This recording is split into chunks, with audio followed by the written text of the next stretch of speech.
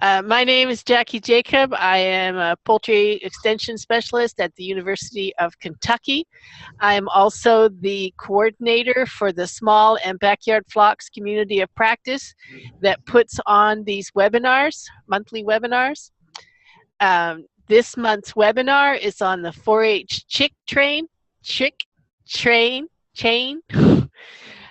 which is a very good 4-H program for kids to learn how to take care of pullets. And today's speaker will be Dr. Bridget McCrae from Auburn University, who is very active with 4-H programming in the state of Alabama. All yours, Bridget. Thank you for the great introduction.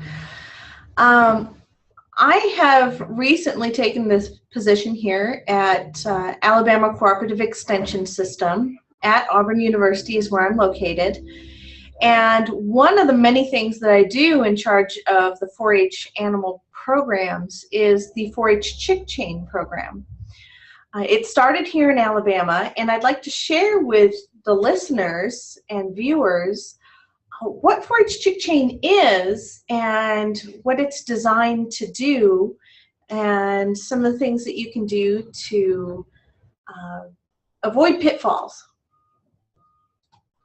So just a quick overview. We're going to cover what is 4-H chick chain, what are the essential elements of a successful chick chain program, how you can make the program work in your state or your region or county, common pitfalls, and how to assess the program once it's complete.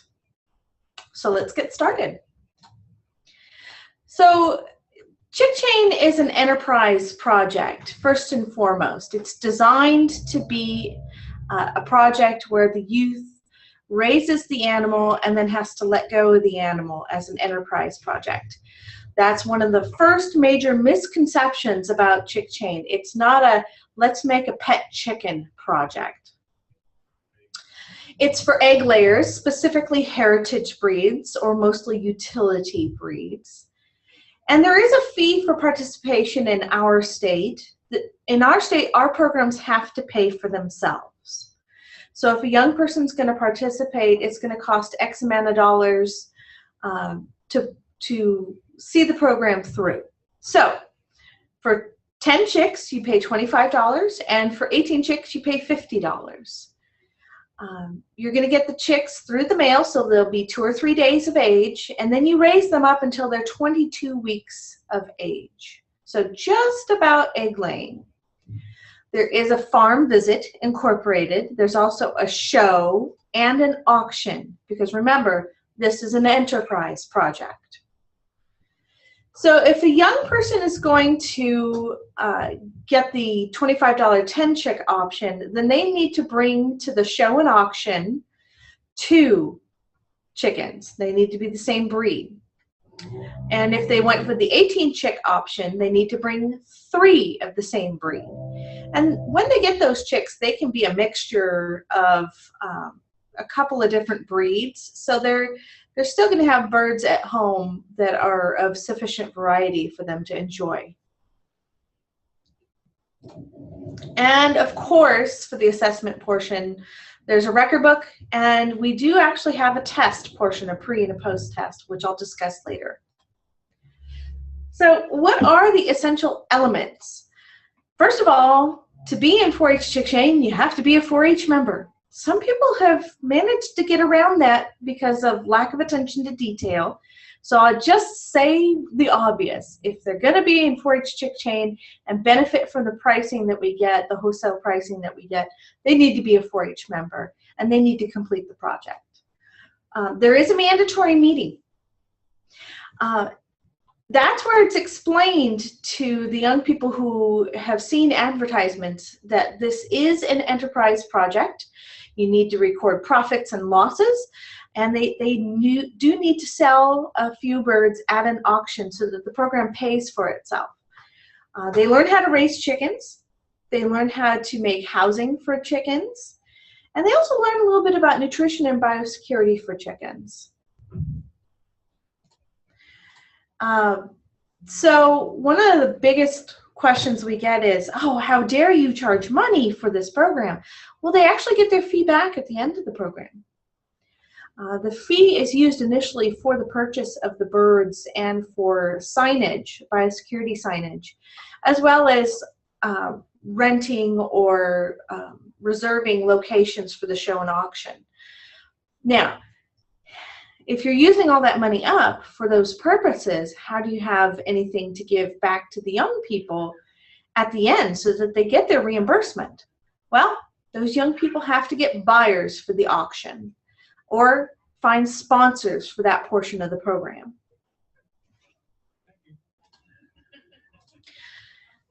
So once you've got the mandatory meeting out of the way and you know exactly how many young people are interested in participating in 4-H chick chain, that's when you place your order to disseminate the chicks at a date that you've identified during the mandatory meeting.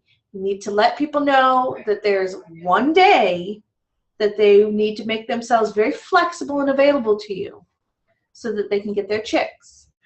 We also have educational meetings that we require 50% attendance on. Farm visits, that's where you get to go to the farms and give people a chance to get some improvements or suggestions for change. And during those farm visits, we actually have a visitation report that we fill out. We print out these forms in triplicate, fill out the information. One copy stays with the extension person who's performing the farm visit. One copy goes into a file, and one copy the young person gets to keep. And they can even include that into their record book, which looks tremendous. However, these sheets of paper are legal size, so they do have to fold that piece of paper to fit it into their record book. So after the farm visit, they need to attend a local chick chain show, usually a county. If they have 2 or 3 counties, maybe a regional chick chain show, so that extension coordinators for this program can combine forces and not be overwhelmed. Then there's participation in other activities in the show. These are the minimum requirements for the young people to be considered a member of good standing in the chick chain program. So they gotta get their chicks, do the educational meetings, participate in the farm visit, go to the show, do the auction, participate in other activities at the show, and at the end, they need to submit their record book, their chick chain record book. Some people will use generic 4-H poultry record book materials, and we're actually developing here in Alabama a specific chick chain record book. And before all is said and done, of course, I encourage folks to do a program evaluation, and that can be something very easy and simple that you put together. And then the fee refund. That's the very last portion. So if you were interested in this wildly successful and popular program called 4-H Chick Chain, how do you pull this off? As you heard, in order for a young person to participate, there's a lot of moving parts. And we all know that if we're going to dedicate time to putting together a 4-H Chick Chain program, we've got to make it work and work really well for the young person to have a great experience. So there's a lot of areas where you can get overwhelmed. So let's talk about some of those details so that you aren't overwhelmed and you know what you're getting yourself into. First of all, don't do chick chain if there's no interest in your area. What you may need to do is a stakeholder assessment, or you may need to take a year and develop interest or determine interest in some of your area schools, the local clubs or project areas.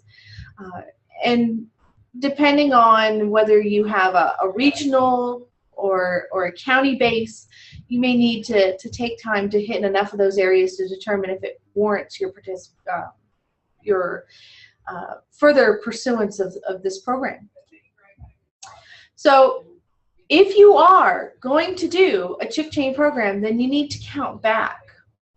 You need to look at the date of the show first. The show and auction are on the same day.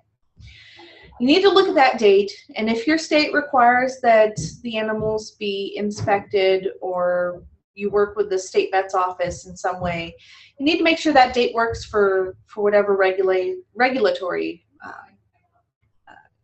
groups are in your state. So take a look at that date, see if it's available, see if the facility that you'd like to use is available, and then count back. That's when you need to know, all right, if I go back this many weeks, that's when I'm going to do my farm visits, which is about halfway through.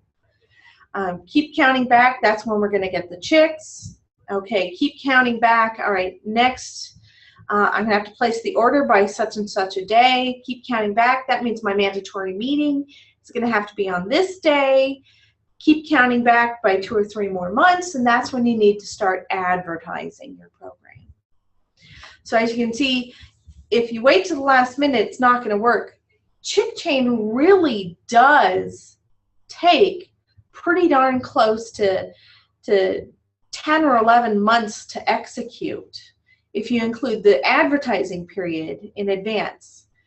So it's a fairly low input program, but if you look at the overall 12-month calendar, you're going to see that you've only got about a month off after the event before you start all over again.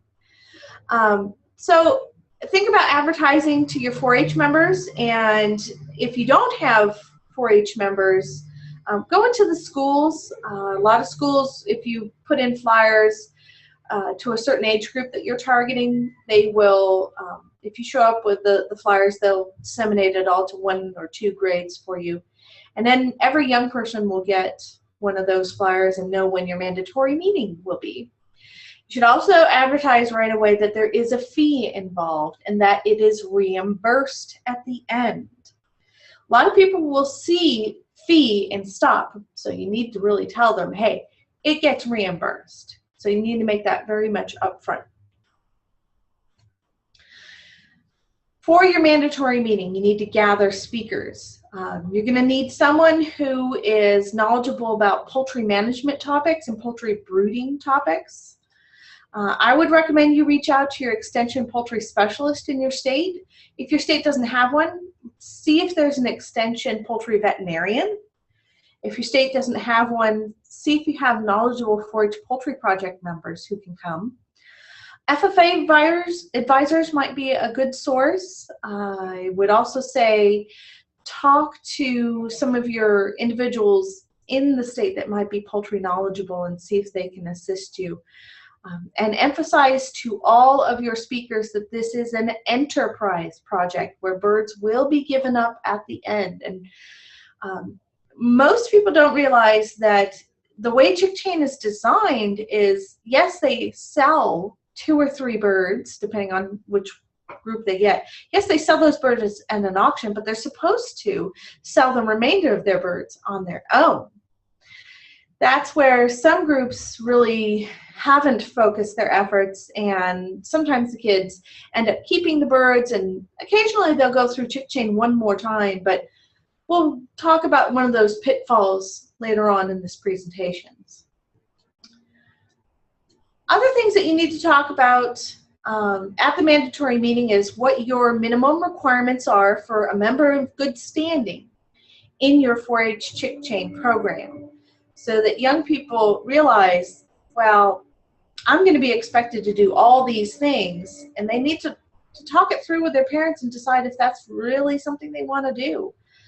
Some people have been coming into the mandatory meetings gung-ho, and then they realize, farm visit, I don't want anybody on my farm, and so they'll choose not to participate in chick chain.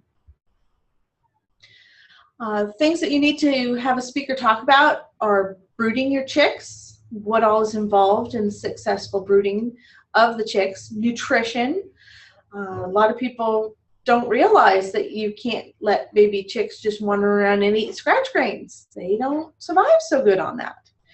And there's a lot of stuff on Pinterest and Facebook and social media about, oh, go all natural with your chickens, without discussing the nutritional implications of feeding kitchen waste, garden waste, those sort of things to your flock. So that's why you need to bring in someone who is knowledgeable about poultry production. Housing. It's encouraged that a family work together to develop the poultry housing. That way they have some sort of investment of time and energy in this project, and the young person learns by doing, which is one of the tenets of 4-H program. You should also have a shorter presentation on behavior so that people know what normal chicken behavior should be like, and they don't panic at the littlest thing. You know, chickens do cheep loudly when they're too hot or too cold, and they need to know what that's like. And most definitely, as we have seen in our states of Kentucky, Tennessee, and Alabama this year, and Georgia, biosecurity is important. If you don't have people who are knowledgeable about talking about biosecurity, then reach out to E-Extension. Take a look at neighboring states and have an extension poultry specialist there speak on biosecurity, whether through Skype or Zoom or in person in some cases, but get somebody there who can talk about backyard chicken biosecurity confidently. It is extremely important.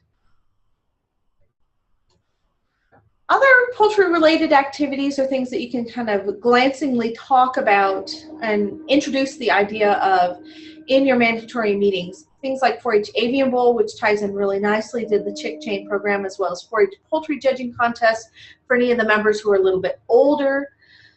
And I've seen 3 iterations of showmanship related to 4-H chick chain. I've seen states that use 4-H poultry showmanship, which is the national standard. I've seen states use the APA poultry showmanship. And then in our state, they've kind of done a hybridization, which I'm calling 4-H chick chain showmanship. It requires more of the knowledge that you see in APA showmanship combined with the presentation skills associated with 4-H poultry showmanship. And I will be talking about an opportunity related to that towards the end of this presentation for groups that are interested in learning more about getting people trained to judge these kinds of competitions. So as you're making your program roll forward, you need to verify that the fees have been paid, and every state and county does things a little bit differently, so you've got to just double check somebody's enrolled in 4-H and paid their fees. Then you get into and order your chicks, and you should absolutely, without doubt, associated with 4-H program, use an NPIP approved hatchery, which is the National Poultry Improvement Plan. Using an NPIP approved hatchery means that the breeders have been tested repeatedly, and they should be free of organisms that are detrimental to small flocks. Also, we here in our state recommend that your chicks be vaccinated for Marek's disease. It's done at the hatchery. It's only a few cents per chick, and it's really a good investment in the overall health of the small flock. So you've set aside 1 day for chick pickup.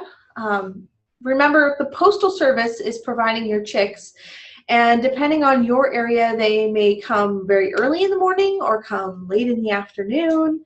And you just need to explain that to the participants that on that day, when that phone call comes in, they need to come get their chicks right away.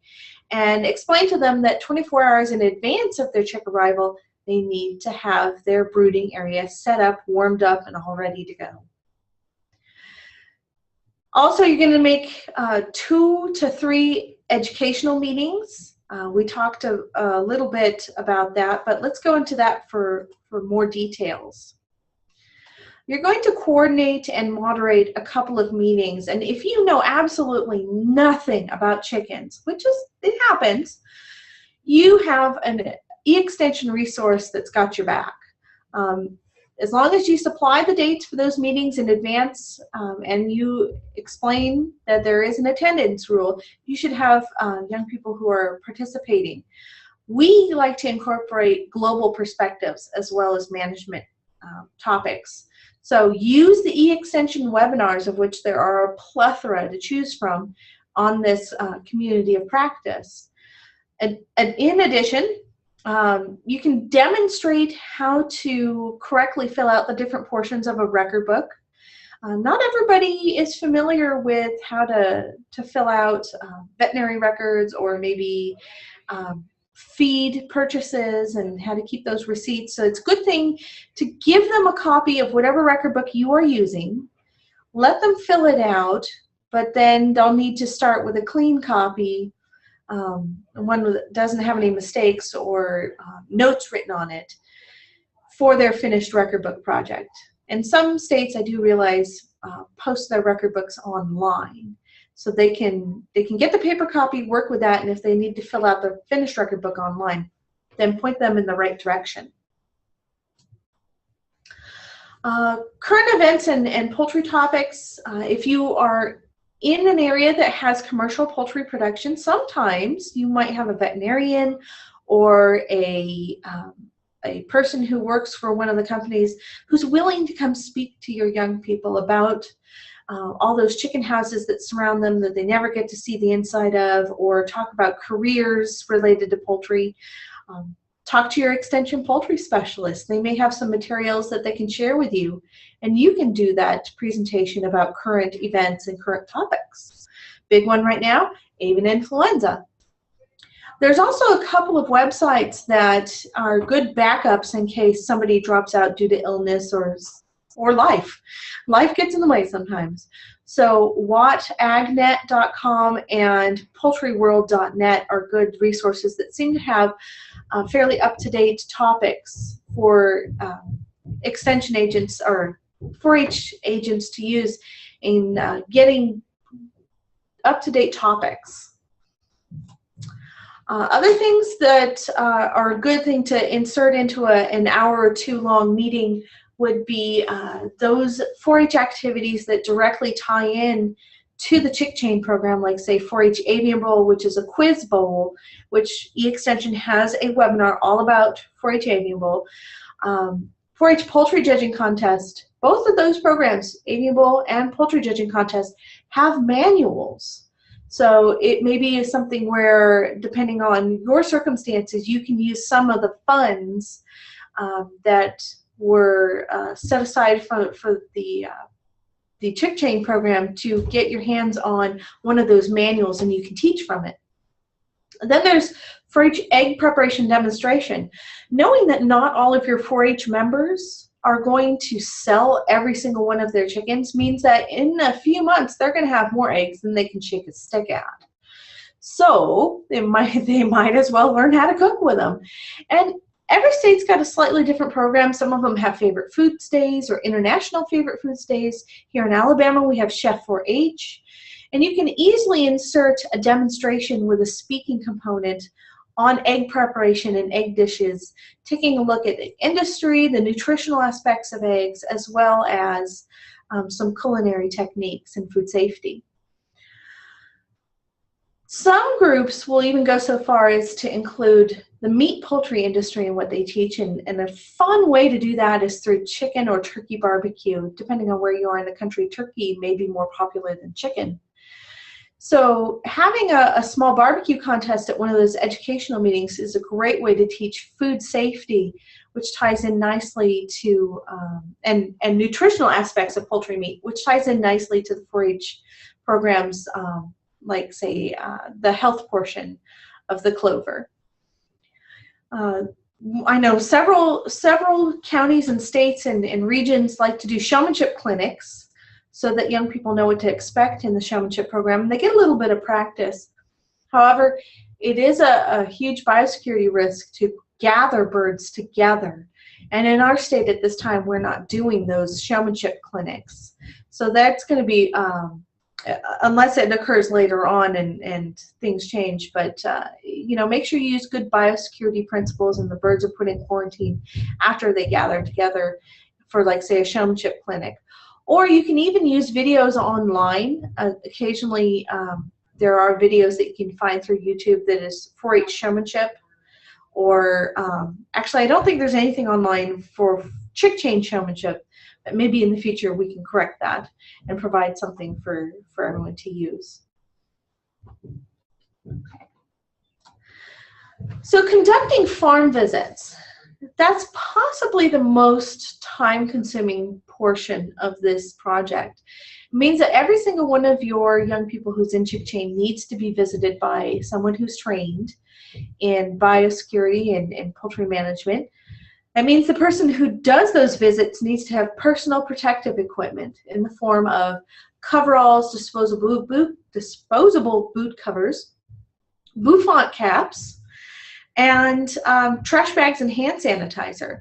So, you know, I've provided some sources for the disposable boot covers, coveralls, and bouffant caps on this slide, and hopefully you can find prices that suit for your budget. That's part of what that $25 and $50 is for in conducting the chick chain program, is so that you can cover your mileage and those supplies. Keep in mind the disposable boot covers. It may say 50 in a box. That's 50 individual boots, so you only get 25 pairs. I've had people who kind of got that a little mixed up and didn't order enough. So just heads up. You really can't get away with more than 5 or 6 visits a day unless they're all right next door to one another. So if you have 50 young people participating in your chick chain program in the region, you're going to have several days that you need to set aside and maybe group those visits by area and availability. So there's some scheduling that goes on there. Remember, when you're dealing with biosecurity, that means you are the example. You don't set foot on someone's property until you've got at least disposable boot covers on, and then you put the rest of your PPE on, like say your coveralls, your bouffant cap. And having that trash bag tucked underneath the windshield wiper of your car means that as you go to sit back down in your car, you can discard and dispose of all that in the trash bag. And you can ask the family to throw that away for you so that you're not taking it around from farm to farm to farm with you. That should be something that they would be happy to dispose of for you. In addition, you need to actually see the coop and the birds. So that means you're walking around on their property. You know, not everybody likes all forms of animals, and so if they have a dog and you're not comfortable with dogs, you can ask them to put the dog up before you go see the coop and the birds. You are looking for their biosecurity measures. Do they have a foot bath? That's one of the bare minimums. They need to have a foot bath. Do they have dedicated footwear and dedicated clothing? Is their coop well constructed to keep predators out? Wild birds can't get access. Those are some of the things that you need to be looking for on that visitation form.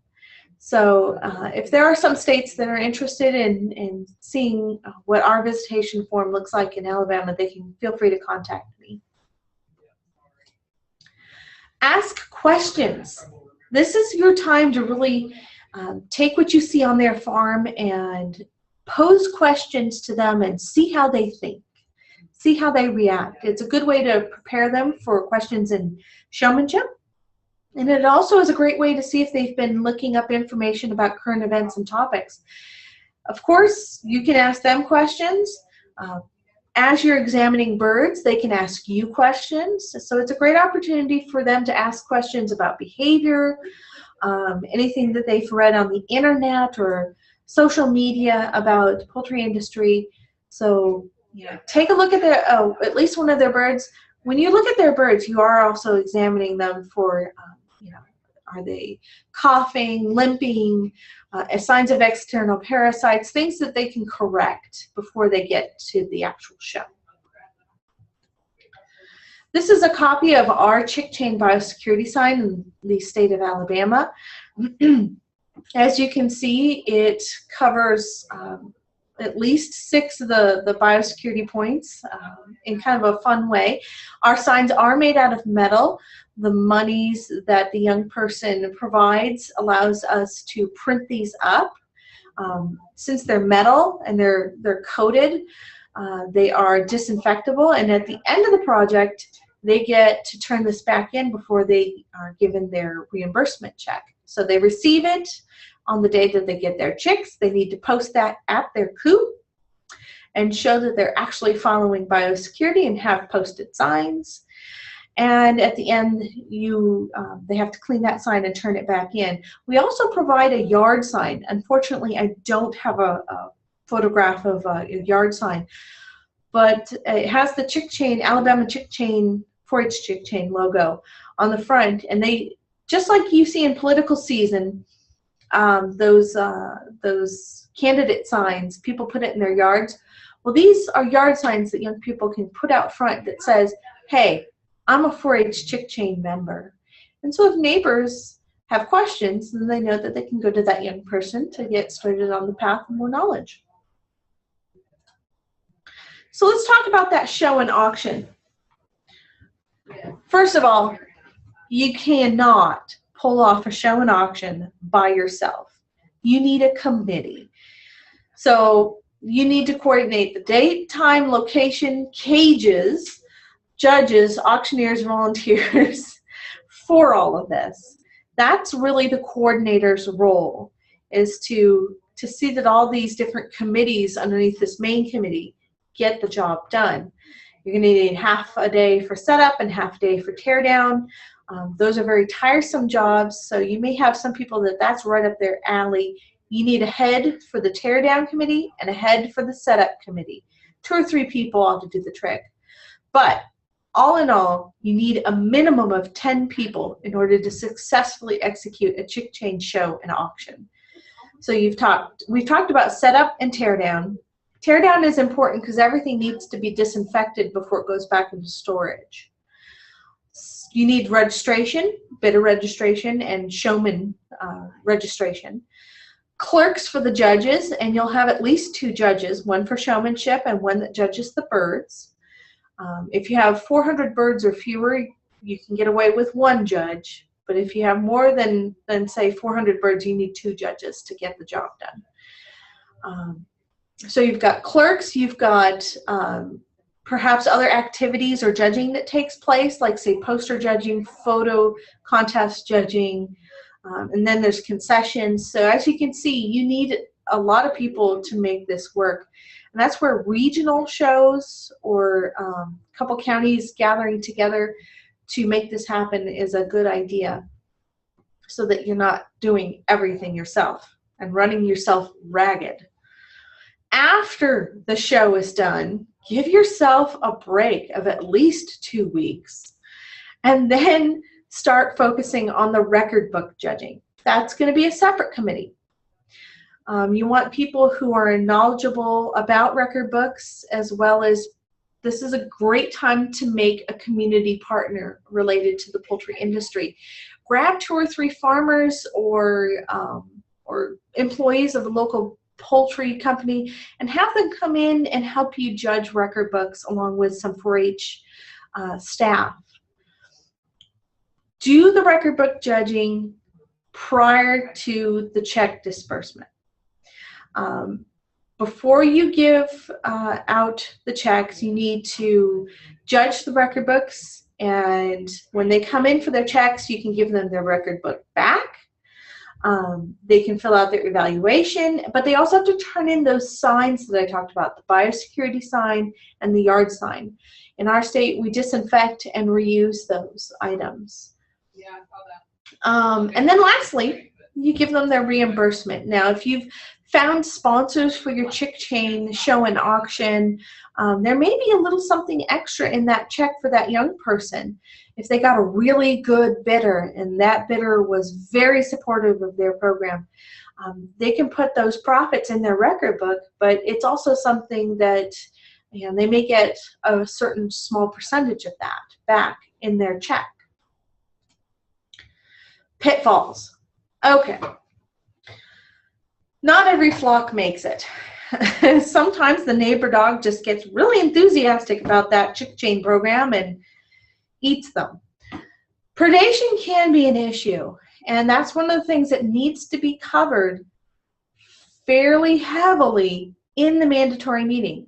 A lot of people don't realize that, you know, unless there's a solid roof to that chicken run, it's really easy for a raccoon in the matter of about 10-20 minutes to chew through chicken wire and pull it off the staples or whatever it is, and get in there and eat your chickens. Now, dogs and foxes can dig underneath things. So predation is a major issue for small flocks. If a young person loses a flock due to predation, do not despair.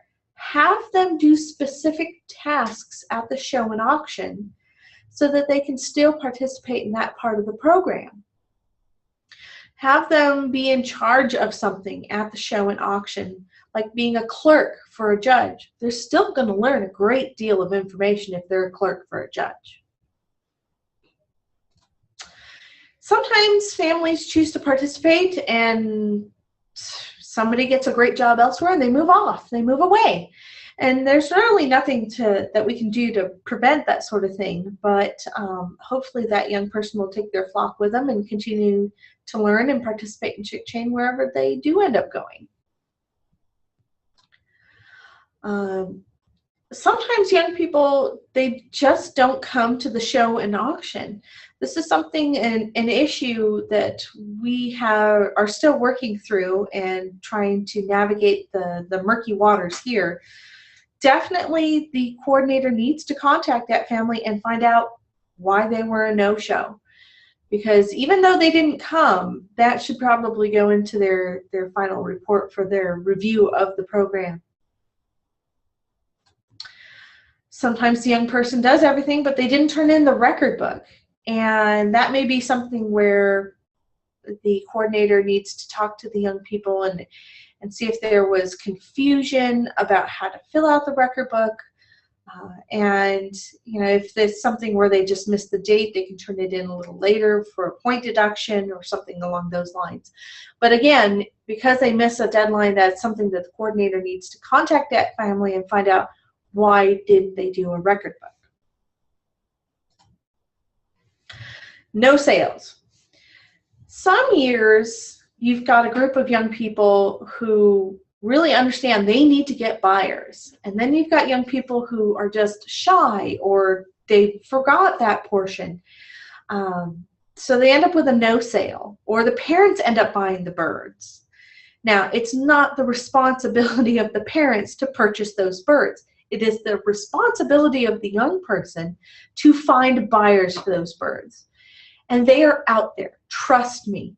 If you look at any of these backyard chicken groups in certain areas, they love to support youth programs.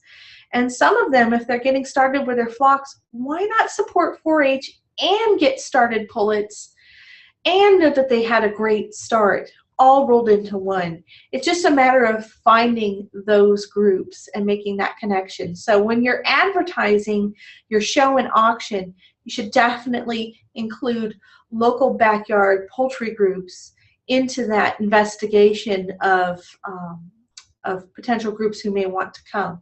And it may be something where you send one or two of the 4-H families to one of their monthly meetings or meetup groups and see if they can explain chick chain to their satisfaction and perhaps cultivate some interest in buyers there.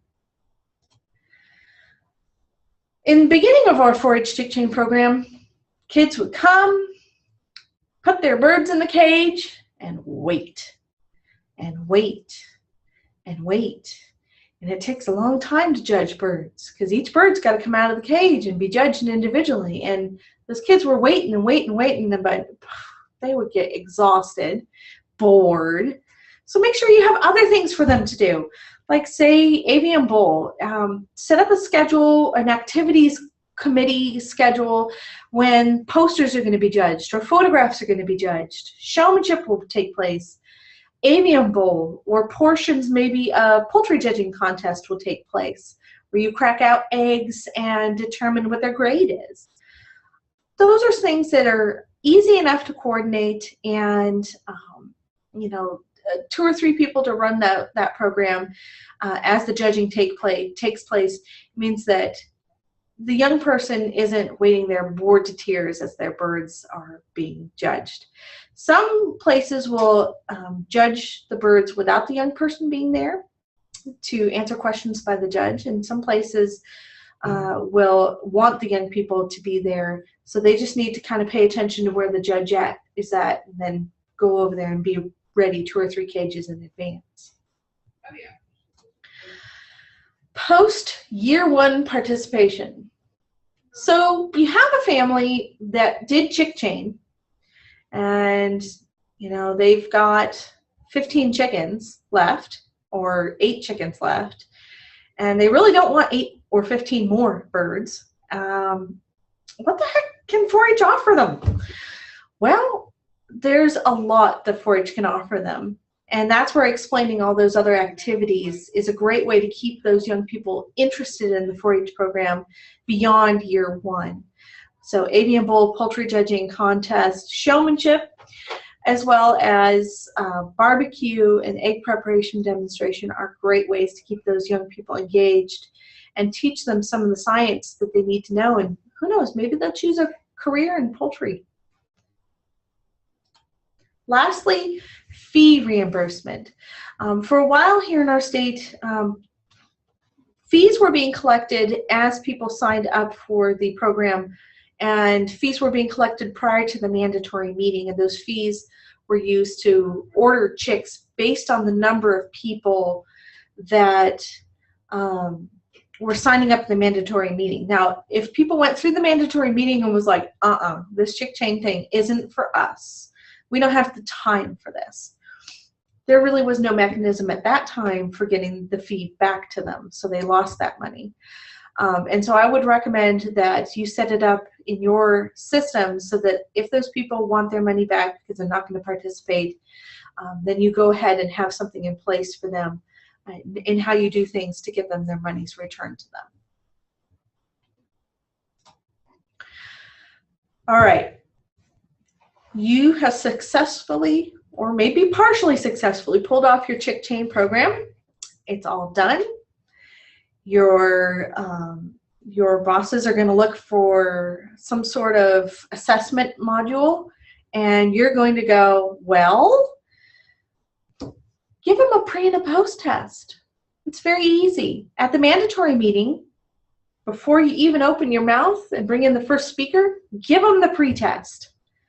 And then, as one of the activities that they can do at the show as they're waiting around, give them the post test. And that way you've got information before and after. Once you type all those tiny little bits of information into the computer, you can determine how much of an improvement in score there has been. And that's a tidy little metric that you can use that shows knowledge gained for that portion of your logic model, for your plan of work. You can record prices at the auction. You can see trends over the years if you record that for several years and see, all right, maybe you see a plateau and you know that you need to freshen up your marketing plans for your chick chain program so you have better prices going forth, or you might encourage a practice opportunity for young people to practice asking a buyer to support their project. Showmanship scores are another way to get a metric that you can put into reporting. Record book scores. There's lots of different judging sheets out there for record books, and we're actually working on our own for our chick chain record book. And your record book judging committee. Something you can ask this committee to do is give you a quick tally on which goals young people chose to set for themselves. How many of them set themselves as a goal to be capable of speaking in front of others a little more readily, or a goal of responsibility in the care of an animal. If they can give you just a little percentage of how many of those record books set certain goals, and then of course how many of them achieve that goal based upon what they put into their record books. Record the profit and losses by the members. No names need to be attached to that, but you can record those numbers and and use that to see if it changes over time. Tally the poultry skills that people say that they learned. If you give them a list of poultry skills that they can just check off in their record book, then you can see how many people checked off certain poultry skills and count that as a percentage of the whole that year, as well as personal development skills like, say, speaking in front of others or managing records, and see which were the top 5 for your young people that year.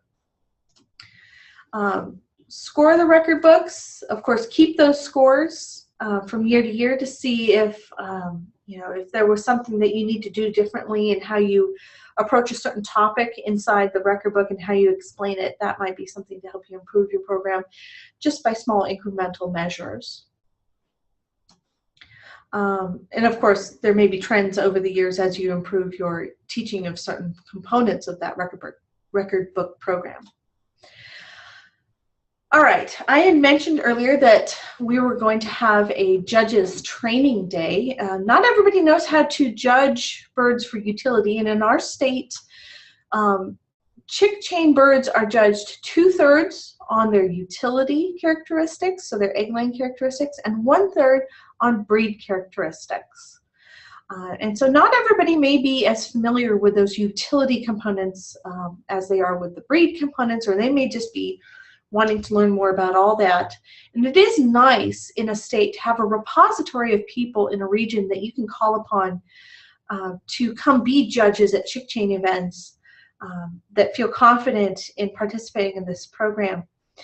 And you're not exhausting them year after year by calling upon them, unless they really want to. And we're going to have this training day open to all states and all 4-H chick chain volunteers. And we're also going to cover showmanship, chick chain showmanship. We'll briefly talk about some of these other activities. So if you have people who you can tell that's really their bent. They like livestock judging, so maybe they might want to learn about poultry judging, or they like dairy bowl or consumer bowl, and maybe avian bowl would be perfect for them. They can learn a little bit about those programs and bring them back to your individual counties, regions, or states. So if you have interest in that, you're going to need to contact me at the email that you see, mccreba@aces.edu, aces.edu. And if you'd like to reserve your seat, now you know how to reach me. Thank you very much. Take care. All right, Bye. thanks. Bye-bye.